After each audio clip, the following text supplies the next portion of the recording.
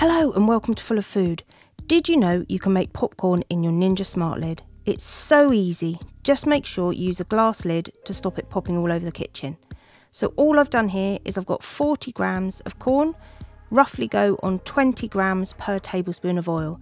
So as I've got 40, I add 2 tablespoons of oil in there, pop the popcorn in, and then you just want to give it a little stir around to make sure each of those kernels are coated. Use a lid. You could use a normal lid here. I just use a glass one because I like to see it pop, and that's really important, stops it going over your kitchen. So you want to just do sear or saute on high and just press go.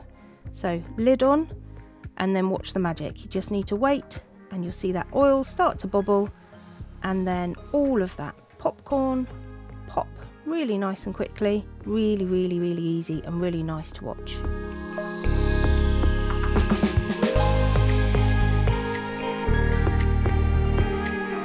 So once that's done, once they've stopped popping, keep the lid there, bit of protection. Pop your popcorn into a bowl and add whatever you want. I just use plain caster sugar here.